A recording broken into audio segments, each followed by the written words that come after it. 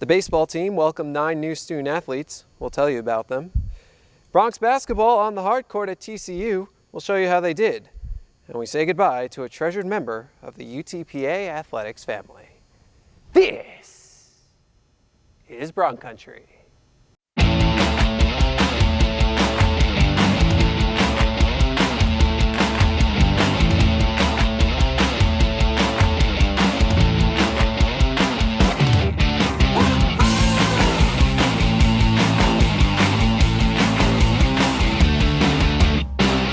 This is Bronc Baseball Recruiting. Welcome to Bronc Country. I'm Jonah Goldberg.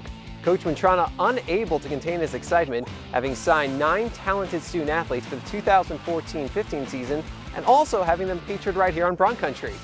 But you know what they say, ladies first. And UTPA women's basketball adds 5'7" guard Stephanie Onyeje of Pflugerville to a recruiting class that already includes 6'3" center Laura Van Tilburg of Weslaco. Onyeje is off to a strong start this season, averaging 12 points, 3 rebounds, 3 assists, and 5 steals per game, while shooting 49% from the field and 37% from behind the arc. She earned MVP honors at the Austin Bowie Tournament and all-tournament team honors at the Pflugerville Tournament. She is a 1-2 combo guard, can play the 1, play the 2, but lightning in a jar. Extremely fast, extremely athletic. She's long. Averaging nearly 5 steals a game, and we're very excited about the defensive presence that she can make on our team next year. On to baseball, with 9 new recruits joining the squad, including right-handed pitcher Parker Gallegos, infielder Isaac Gonzalez, right-handed pitcher George Lamb, right-handed pitcher Jake Luce, infielder Matthew Marino, infielder catcher Jacob Roberts, right-handed pitcher Brandon San Nicolas, outfielder Alexis Torres, and right-handed pitcher Thomas Wilson. This recruiting class, Jonah, is a great combination of talented freshmen and talented junior college guys.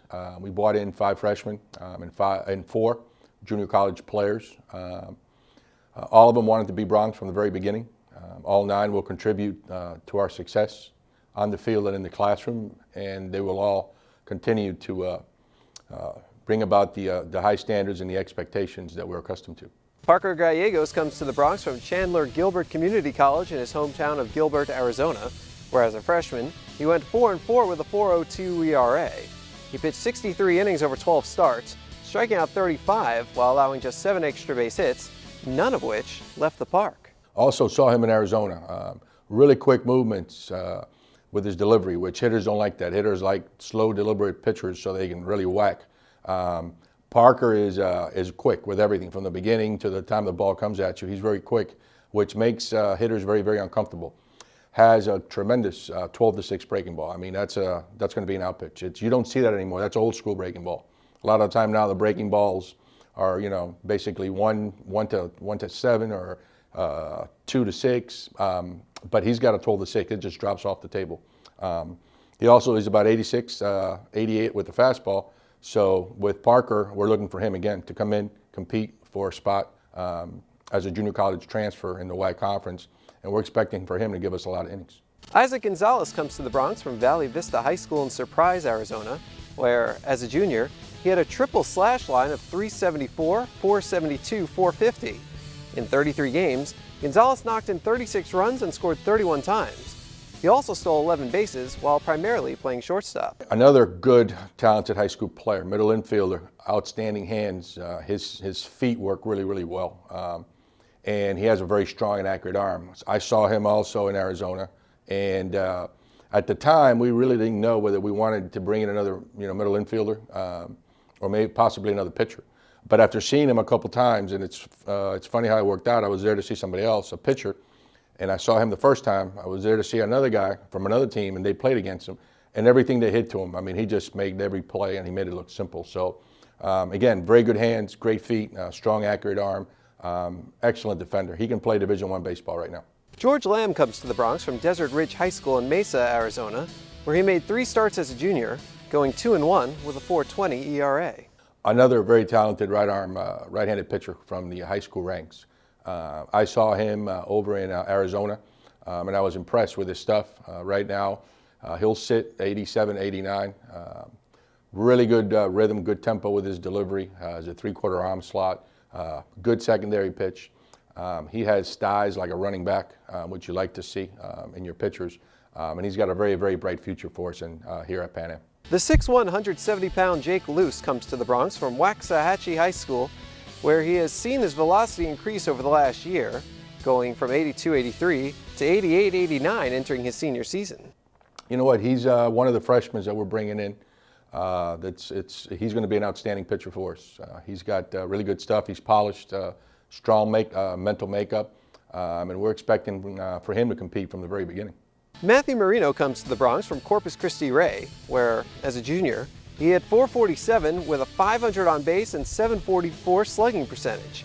He slugged 3 home runs to go with 9 doubles and 5 triples in 94 at-bats, while driving in 27 runs and scoring 29 times.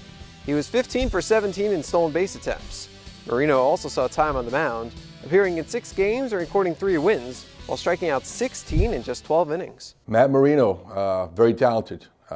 He was rated the number 2 wide receiver down here in South Texas. Also plays football. He transferred over, now he's the team's quarterback this year. Was hurt a little bit in the fall, making a cut, running. Nothing serious, it was just his quad, he sat out a little bit. But very, very talented and very versatile. Really has good strength for a high school player coming out. I mean, he's strong, he's able to drive the ball in the gaps with extra bases. And as I said, he's very versatile.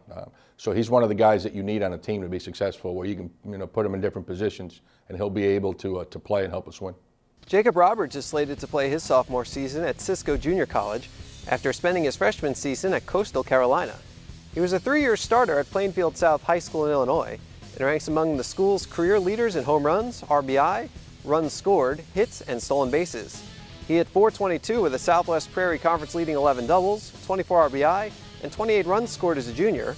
Roberts hit .442 as a sophomore. An outstanding sign for us. He's got some Division I experience, played at Coastal Carolina, then went to a junior college, and now we're getting him. Again, meets our needs as far as a middle of the lineup hitter with Alexis. Really good line drive hitter, can hit the ball in the gaps, a lot of doubles. Excellent hands, was a shortstop all throughout his career. He's transferred now, he's catching, he's behind the plate. But he's a guy that you can keep in the lineup because he can catch, he can play short, he can play second. And we expect Jay to be one of the team leaders next year. Again, he has Division I experience, outstanding athlete, outstanding student, outstanding person. So we're looking for his leadership and for him to hit in the middle of the lineup for us next year. Brandon San Nicolas comes to the Bronx from Cabot College, where, as a freshman, he went 2-0. In 12 games, San Nicolas pitched 16 innings, striking out 13. He is a tall 6'4" junior college pitcher with a very good arm, very live arm, good feel for his secondary pitches. His pitching IQ is just off the charts. I mean, understands what he needs to do, what he wants to do to the hitter, where he wants to locate. And he's one of the guys that we're bringing in, and we expect for him to be one of our weekend guys in the WAC. Alexis Torres comes to the Bronx from New Mexico Junior College, where, as a freshman, he hit .258. In 25 games, 13 starts, Torres hit a home run, 2 doubles, and 1 triple, while driving in 6 runs, scoring 10 times, and stealing 3 bases. Tremendous athlete. Also saw him in Arizona. Can really swing the bat. Our needs for next year, Jonah, we need a couple of middle of the lineup bats to compete in the WAC. And Alexis definitely fits that mold. Really quick bat, very good pop, and he's also a plus defender with a very strong arm. And he runs about a 6'7", 6'8", 60. So he's a tremendous athlete. He can do it all. Thomas Wilson comes to the Bronx from O'Connor High School in Hill Otis, just outside San Antonio, where he went 1-1 with a save and a .420 ERA as a junior. In 5 games, Wilson pitched 10 innings, striking out 16 while scattering 10 singles and 1 double. Another high ceiling young arm. He's coming to us out of high school. He's very good mechanics, good downhill tilt. Can really throw it, has a very live arm. Once we put him in our weight program and he gains a few pounds, he's going to throw really, really hard. Because if you see him, you might kind of hold him down in case of a strong wind. But once he fills out, we are really expecting really, really big things from Tommy. Bronx men's and women's basketball in the Metroplex to face TCU. Coming up on Bronc Country, highlights and post-game reaction from the games. Madness is calling. the 2014 WAC Men's and Women's Basketball Tournament. March 12th through the 15th at Orleans Arena in Las Vegas. 16 teams battle through the brackets on their way to the big dance. Be there to see who will go home the big winner. Ticket packages on sale now at UTPABronx.com.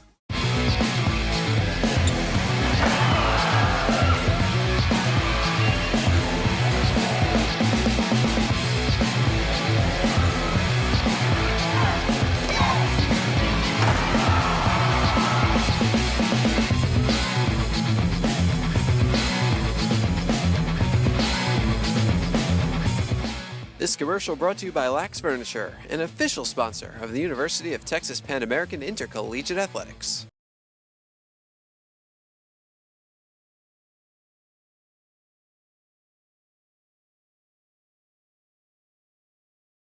Both UTPA basketball teams took a little time off to study for and pass their final exams. Now that exams are over, however, the Broncs are back on the hard court. Both basketball teams facing off against TCU at Daniel Meyer Coliseum. We pick it up early in the second half, game tied at 25. And look at the move by Javon Farrell. Gives the Broncs the lead at 27-25. Horned Frogs scored the next 5 points to take the lead, but here come the Broncs. Farrell finds Shaq Hines sneaking behind the defense. Broncs within 30-29. 13 minutes to go. Broncs still down one. Not anymore. Josh Cleveland puts the Broncs up 33-32. Next Broncs possession, we're back to Farrell. The Broncs take their first 2-possession lead of the game. It's 36-32. Horned Frogs score in the next 6. Cleveland underneath, doesn't have an angle, but finds Hines in the paint, ties the game at 38, but the Horned Frogs close the game on a 17-3 run to win 57-48. It was one of those games, 10 lead changes, 12 ties. Hines led the Broncs in scoring for the first time this season with 12 points. Also led the Broncs in rebounding for the 7th time with 7.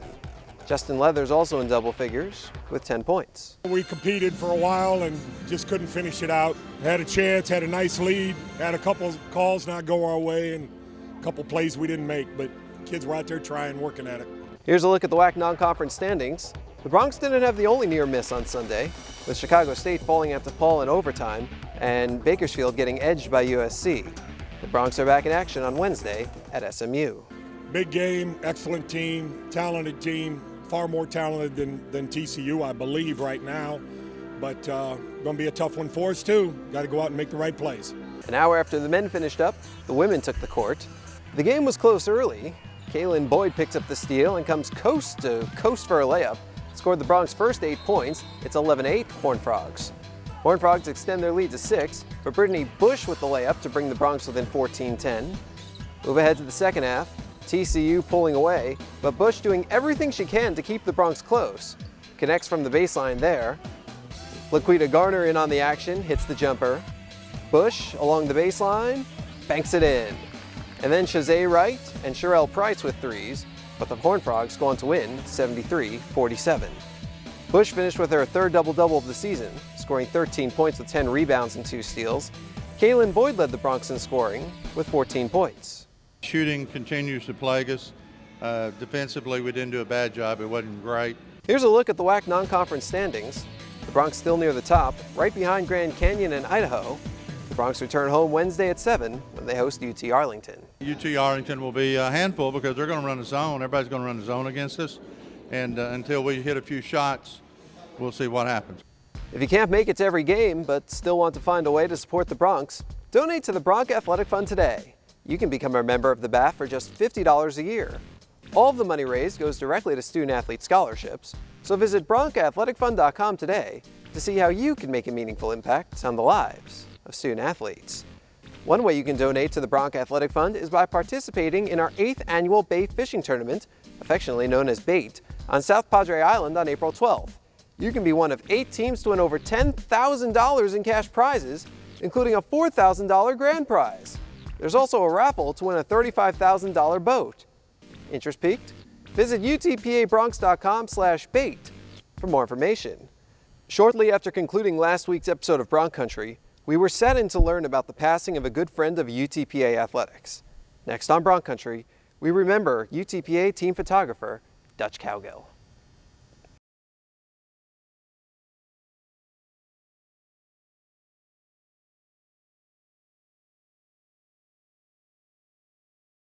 No one person brought more joy to our student athletes during home events than Dutch Cowgil.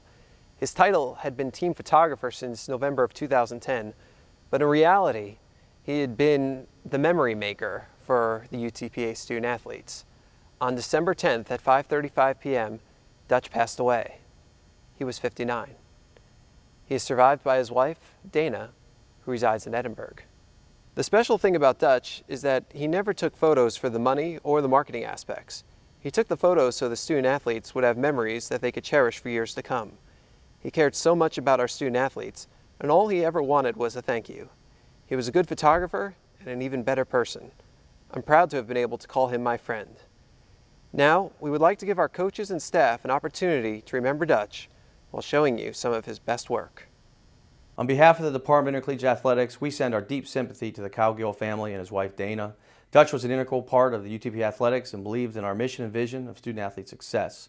He was at every event. Even knee surgery couldn't keep him away from the baseball games last spring. On a personal note, he was always very supportive towards me behind the scenes. He never doubted the changes and the growth and always lent a supportive word. In our quest for promoting Bronc Athletics, Dutch was at the forefront of making our initiatives come to life. We will miss his commitment, his support, and his positive demeanor. After every home event over the last 2 years, I had the opportunity to say thank you.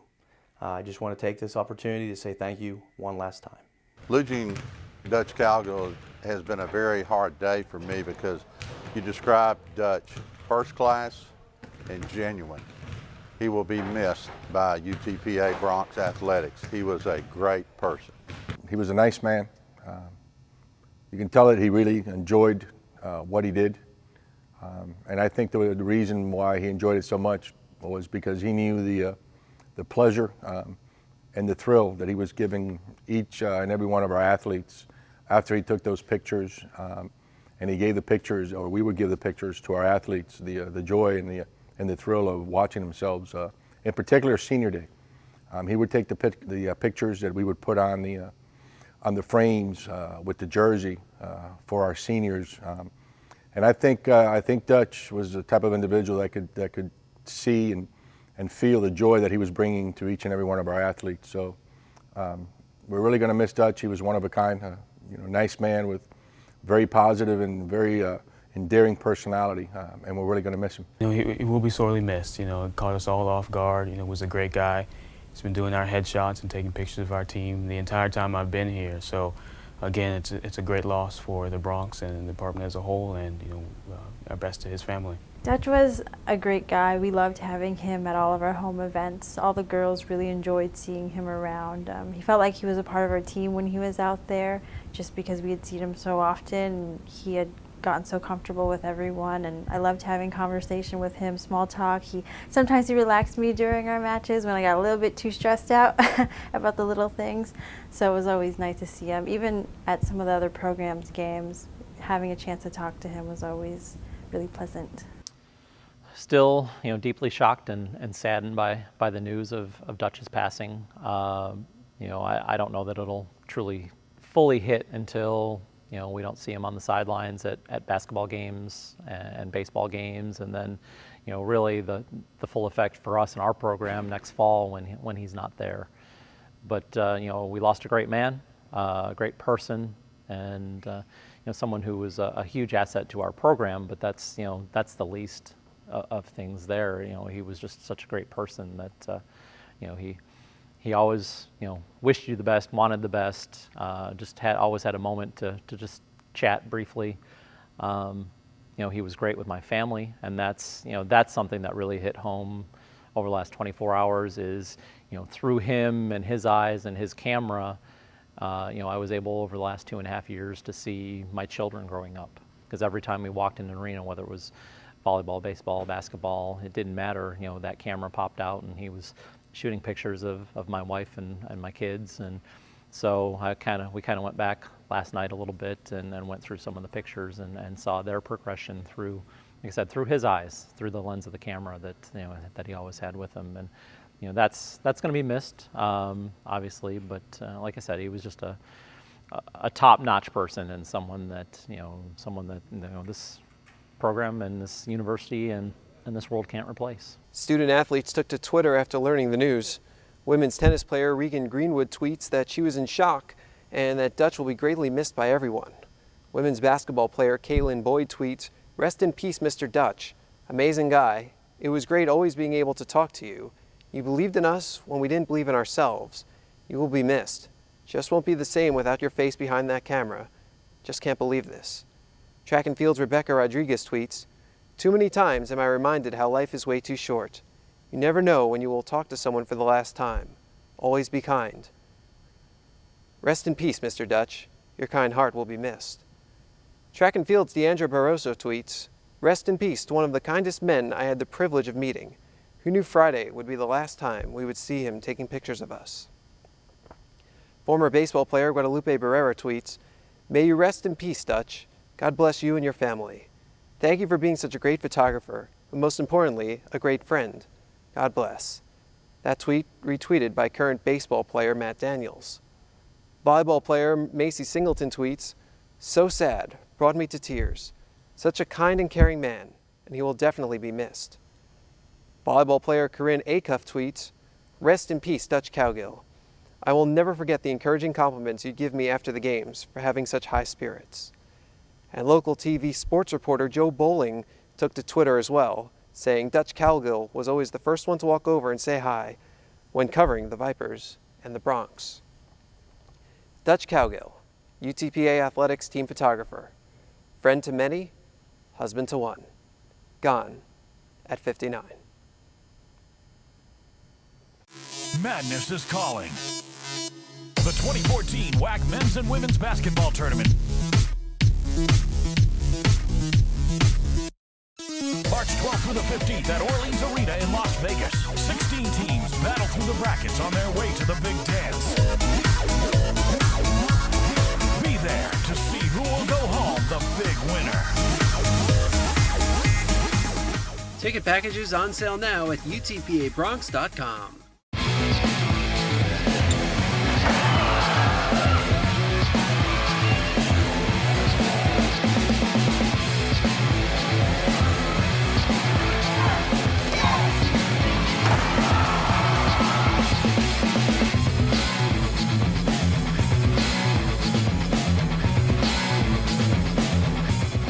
This commercial brought to you by Lax Furniture, an official sponsor of the University of Texas Pan American Intercollegiate Athletics.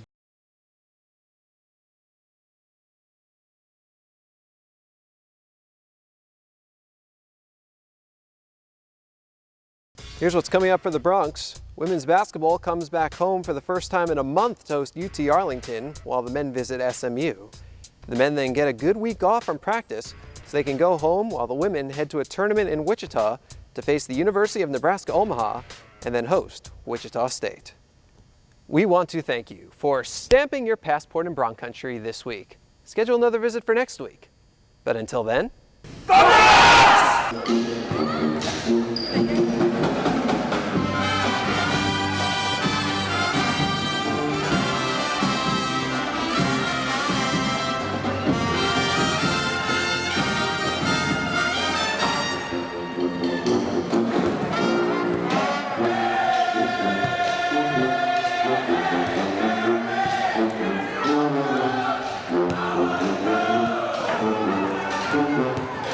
Broncs!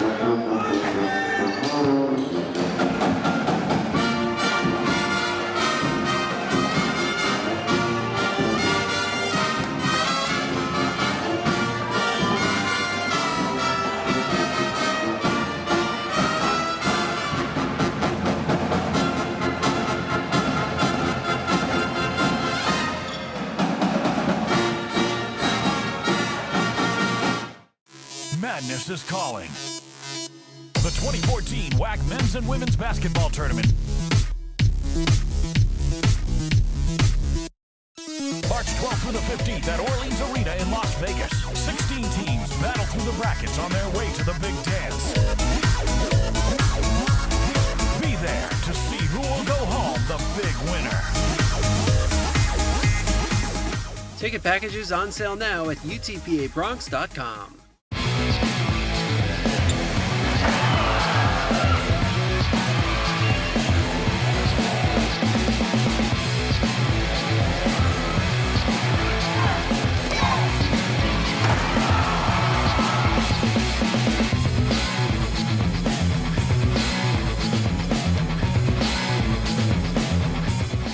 This commercial brought to you by Lax Furniture, an official sponsor of the University of Texas Pan American Intercollegiate Athletics.